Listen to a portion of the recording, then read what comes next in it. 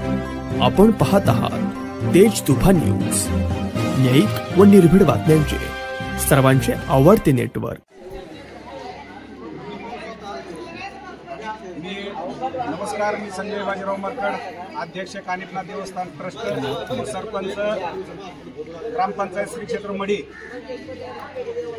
आता 1 महिन्यावर आमची कानिफनाथांची यात्रा आलेली आहे आणि या यात्रेमध्ये बऱ्याचशा भाविकांच्या भावना तीव्र होत्या आणि म्हणून त्यासाठी आम्ही आज या ठिकाणी ग्रामसभेचं आयोजन केलं होतं आणि त्यामध्ये चर्चा करण्यात आली। या यात्रेमध्ये बहुसंख्य मुस्लिम व्यापारी या ज्या आमच्या गावाच्या परंपरा आलेल्या आहेत, आमच्या देवाला 1 महिनाभर तेल लागलेलं असतं, त्यावेळेस आमचा जो दुखवट्याचा कालावधी असतो, या कालावधीमध्ये आम्ही कुठल्याही प्रकारचं तळणे, लग्न कार्य, शेतीचे सर्व कामं आम्ही बंद ठेवलेले असताना वाट वापरत नाही, गादी वापरत नाही, असे कामं 1 महिनाभर बंद ठेवतो आम्ही। पण हे व्यापारी लोक या ठिकाणी येऊन हे कुठल्याही प्रकारचे या ठिकाणी त्यांच्या परंपरा आमच्या त्या पाळत नाहीत आणि त्यामुळे कुठेतरी या भाविकांच्या मनामध्ये एक त्यांची कुठेतरी भावनांना ठेच बसल्यासारखं या ठिकाणी वातावरण होतं आणि म्हणून आज आम्ही या ठिकाणी ग्रामसभेचा या ठिकाणी ठराव घेतलेला आहे की जसं कुंभच्या धर्तीवर योगीजींनी जसं त्या ठिकाणी मुस्लिम व्यापाऱ्यांना बंदी केलेली आहे, तशीच आम्ही या ग्रामसभेच्या ठरावामध्ये मुस्लिम व्यापाऱ्यांना बंदी केलेली आहे। जर जो माणूस कुंकू लावित नाही त्याने आम्हाला कुंकू विकावं, एवढं दुर्भाग्याची गोष्ट आमच्या हिंदू धर्मासाठी म्हणावं लागेल आणि म्हणून आम्ही हा ठराव या ठिकाणी आज रोजी पारित केलेला आहे आणि या यात्रेमध्ये मुस्लिम व्यापाऱ्यांना विशेष करून या ठिकाणी मुस्लिम व्यापाऱ्यांचे 2 नंबरचे व्यवसाय चालू असतात। अंमली पदार्थाची व्यापार या ठिकाणी ते करतात, सोरट, चक्री, भिंगरी, काय 2 नंबरचे प्रकार या ठिकाणी ते चालू असतात आणि भाविकांची लूट या माध्यमातून होते। एवढंच काय, पण अगदी त्या भाविकांना मारहाण सुद्धा या ठिकाणी झालेली आहे, म्हणून त्यांच्या मनामध्ये बी हे भीतीची वातावरण या ठिकाणी होतं आणि म्हणून आम्ही त्यांचेही पत्र आमच्या ग्रामपंचायतला या ठिकाणी उपलब्ध झालेले आहेत आणि त्या आधारे ग्रामसभा बोलवली आणि हा ठराव आज रोजी पास केलेला आहे। मढीचा सरपंच व अध्यक्ष श्री क्षेत्र कानिफनाथ मढी संजय बाजीराव मरकड यानं व त्याच्या ग्रामपंचायत सदस्य यांनी भारतीय राज्यघटनामध्ये लोकांना असलेल्या समानतेचा अधिकार व सर्व नागरिकांना असलेल्या मूलभूत अधिकारावर एक जुलमी व असंविधानिक ठराव घेऊन देशात कायदा व सुव्यवस्था बिघडेल, समाजात शांतता बिघडून दुही माजेल असा माजोरडा ठराव घेतलाय। हा ठराव पुढील प्रमाणे जो तेथील मुस्लिम लोकांना मढीच्या यात्रेत मुस्लिमांना न येण्यासाठी आहे, त्यांना तिथे यात्रेला व्यवसाय न करण्यासाठीचा करण्यात आलाय। शेकडो वर्षापासून मढीच्या गडावर सर्व मुस्लिम व हिंदू बांधव गुण्यागोविंदानं यात्रा करतायत, दुकानं लावत आहेत, त्यांची हजारोंची पावती देवस्थान प्रत्येकाला बंधनकारक असते व वसूल केली जाते।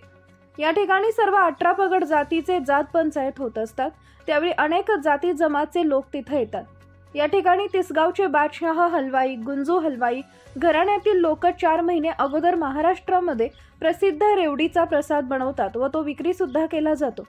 यात्रा अनेक आहेत, ज्या ठिकाणी यात्रेला आलेले व्यवसाय करणारे स्टॉलधारक त्या ठिकाणी जेवण करतात। काही लोक स्थानिक ठिकाणाहून चिकन, मटण आणून स्वयंपाक करत असतात, कारण दुकानं सोडून ते इतरत्र ठिकाणी जाऊ शकत नाही। काही लोक भक्त हे नवस बोलले असतील तर ते फेडायला येतात। आता अनेक यात्रांमध्ये मांसाहारी लोक असतात, ते मांसाहार करतात, दारू पितात, त्यांना कोण कोण शोधणार। तसेच काही लोक भक्त इथं मटण खातात, दारू गांजा विकतात। हा आरोप आता ह्या अंतर साक्षात्कार झालेल्या अध्यक्षानं निवेदनाद्वारे केला आहे। जर असे प्रकार होत असतात तर आतापर्यंत सरपंचने या अगोदर पोलिसांना का कळवलं नाही, त्यांनी कारवाई केली असती। परंतु अहिल्यानगर पोलीस अवैध धंदे करण्यासाठी एक प्रकारे मोकळीक देतात की त्यांना भरपूर मलिदा मिळतो, हेच तर सरपंचला व्यावसायिक लोकांची बंदी आड सांगायचं नाही ना, असा प्रश्न यात्रा जत्रावर पोट भरणारे व्यावसायिक लोकांना पडला आहे। सरपंच व अध्यक्ष संजय मरकड परखड बोलला, पण ते भारतीय राज्यघटनाचा अनुच्छेद 15(1) मध्ये जी समानता देण्यात आलेली आहे व जे नागरिकांना मूलभूत अधिकार समानता देण्यात आली आहे, त्यांचं उल्लंघन करणारा राक्षसी ठराव तर अनेक स्तरातून टीका व्यक्त होऊ लागलेली आहे। निवेदन देणाऱ्यांच्या मते तिथं प्रसाद दूषित येतोय, तर मग अन्न औषध प्रशासन काय नुसतं गोट्या खेळतंय? यात्रेत जर जुगार, गांजा, दारू विकली जाते, व्यवसाय सुरू असतोय, तर काय पोलीस प्रशासन गोट्या खेळतंय? आणि सरपंच तक्रारी का करत नव्हता? आणि जर सरपंच फक्त मुस्लिमांना बंदी घालते तर त्यांना तिथं बिगर मुस्लिमांना हे अवैध धंदे करून देण्यासाठीची टेबल खालून काही अर्थपूर्ण सुपारी तर घेतली नसेल ना, की असेल? असेल तर मग ती डील झाली किती रुपयांना, अशी चर्चा यात्रेला येणाऱ्या व्यावसायिकांमध्ये रंगू लागली आहे. भारतीय राज्यघटना अनुच्छेद 15 मध्ये धर्म, वंश, जात, लिंग किंवा जन्मस्थान इत्यादींच्या आधारावर भेदभाव करण्यास मनाई करण्यात आली आहे.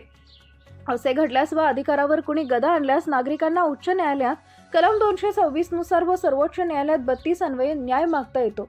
तसेच भारतीय संविधानाच्या कलम 19 मध्ये कोणताही व्यवसाय करण्याचा अधिकार आहे, त्याला काही नियम आहेत. कलम 19 नुसार भाषण स्वातंत्र्य, संघटना, चळवळ, निवास व व्यवसायाचा अधिकार देते.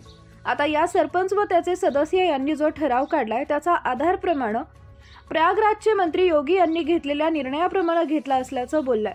परंतु अशा फतवामुळे व ठरावामुळे देशात जी बंधुभावानं लोकशाही नांदत आहे त्या सहिष्णुतेला तडा गेला जातोय. त्या सरपंच विरोधात कडक कारवाई करणार असे काही आंबेडकरी व उद्धव बाळासाहेब ठाकरे पक्ष पदाधिकारी यांनी अनेक समाज बांधवांनी इशारा दिलाय. परंतु येणाऱ्या मार्च महिन्यातील यात्रेच्या वादाला संजय मरकड या अध्यक्षानं सुरुवात केली आहे व याच्यावर केव्हा अपात्रतेची व मडी ग्रामपंचायत बॉडी बरखास्तची कारवाई होईल हे लवकरच स्पष्ट होईल. मुख्य संपादक अयूब शेख, तेज तुफान न्यूज, पुणे.